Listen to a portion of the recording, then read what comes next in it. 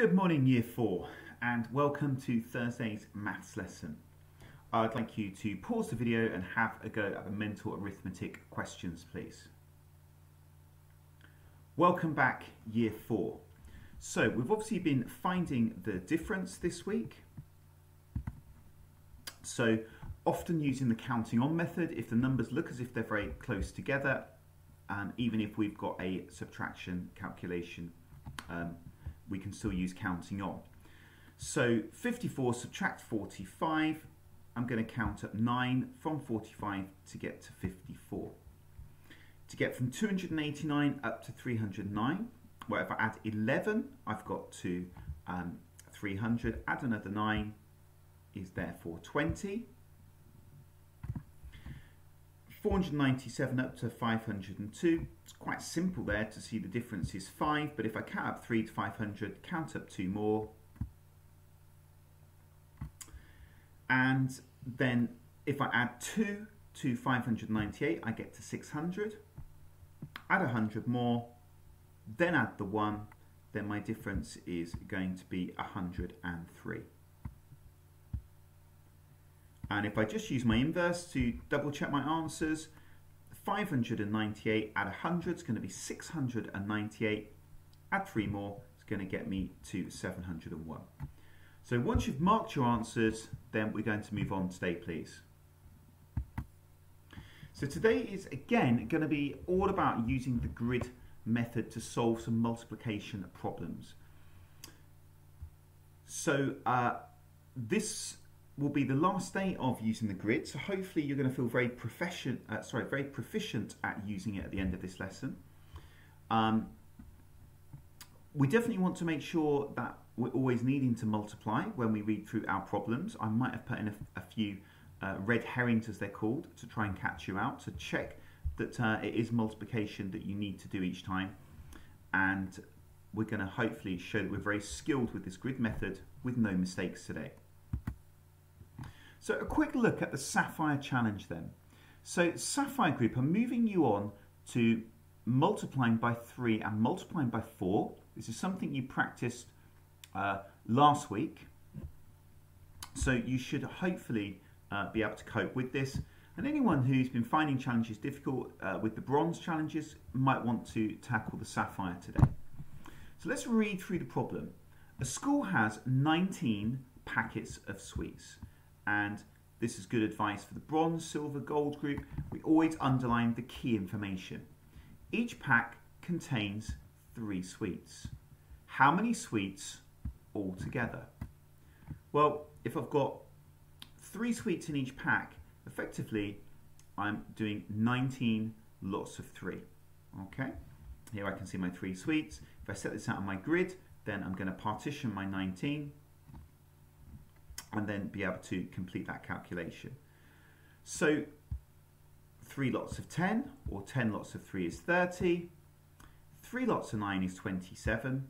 Now, if you forgot your 3 times table, you could actually use this number line. Let's count in threes. 1, 2, 3, 4, 5, 6, 7, 8. Now be very careful with your last jump, because I need to go 1, 2, 3.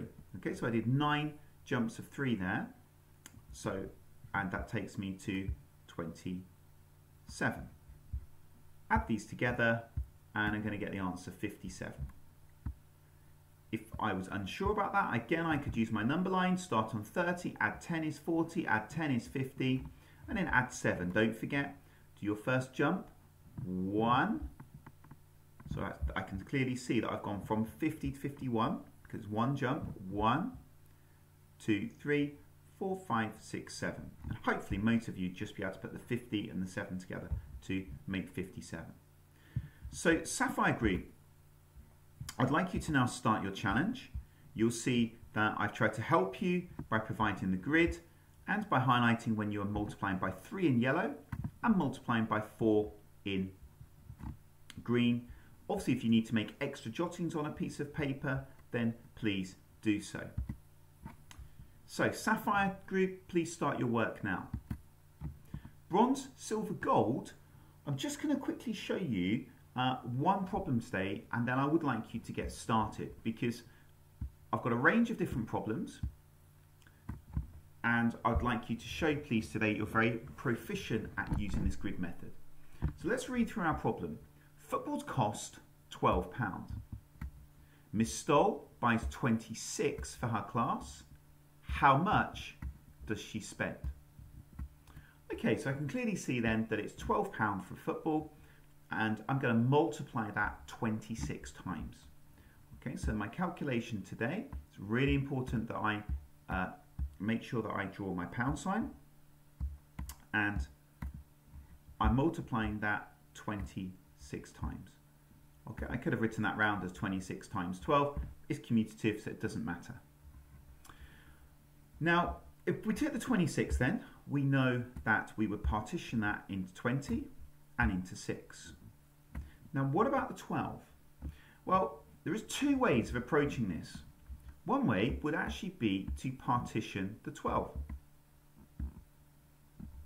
By doing it that way, I would actually be completing 4 boxes and then adding them together. However, because we know our 12 times table, it's not as if we're maybe multiplying by, say, 17.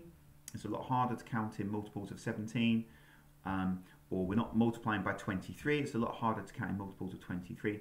We're actually multiplying by 12 if we think of this as 26 times 12. So multiplying by 12, we know our 12 times table. Therefore, I can actually simply just write times 12 here. Even though it's a 2-digit number, I can still write times 12. Now, thinking of the rules that we've learned previously, if I've got a 0 in my question, I'm going to put a 0 in the box. I've now got 2 times 12, or 12 times 2. And obviously the answer to that is 24. Okay, double 12 is 24. 12 times 6. So the answer to that is 72. And if I wasn't sure, I could have quickly maybe used a multiplication fact that I did know. 5 times 12 is 60. Add 12 more, I've got 72. Now, if you want to put your pound signs on as you're completing the box, then that is absolutely correct to do. However, as long as you are giving your answer in pounds, then that's the key thing to do here. Because the question says, how much does she spend? So 240 add 72. Have a go mentally if you can do that in your heads. If not, then I would be expecting you, please, to use your written method. Okay, it's why we've practiced it so much. And again, putting the pound signs on is a good thing to do if we are actually adding money amounts. Use a ruler to draw my lines underneath. 0 add 2 is 2. 4 add 7 is 11, so I need to carry my 1 underneath. 2 add nothing, add the 1, cross it off because I've ensured that I've added on.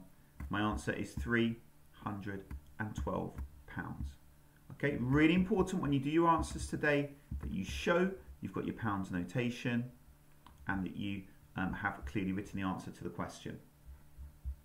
So bronze and silver group, I'd like you now to start your challenges. It might be today, if you do bronze, that you want to have a go at a few on silver as well. The only real difference is that some of the multiplication facts are a little bit more challenging. There's an extra little challenge for your last question because it's a 2-step problem. And equally, if you decide to do silver today, then you might want to keep listening to this video and actually then see if you can just try this challenge on gold. Okay, so it's a little bit different. We can see that gold today have got some different challenges there. All of the answers are provided. We can see them on that sheet there and down here as well. But without revealing too much, let's have a very quick look at that gold challenge. Now, I'm not actually going to spend too long on this because you need to be having a go at this. I don't want to give you too much help. All I'm going to point out to you is read the question very carefully. Okay? It says his mum read 4 times as many pages as Charlie. So you really need to think about what that means. 4 times as many as Charlie. And then it's asking you, how many did they read all together? Okay, I've done this question a lot of times over the last couple of years with classes, and a lot of children get this wrong. So look at this very, very carefully. Okay, and obviously at the start it says Charlie and his mum were having a reading competition. In 1 month, Charlie read 814 pages. His mum read 4 times as many. So what does that mean? How many did they read all together? Okay, and there's a bar model then for the second part of this question. So good luck today. Please refer to the answers and do mark your work at the end. And if you've made a mistake, go back and unpick where you've gone wrong. Okay, I've deliberately not given you too many questions because I want you to get them right. And if you've gone wrong, unpick why, and then that will really help your mathematical understanding. So, enjoy today's maths, and I look forward to speaking to you tomorrow. Thank you.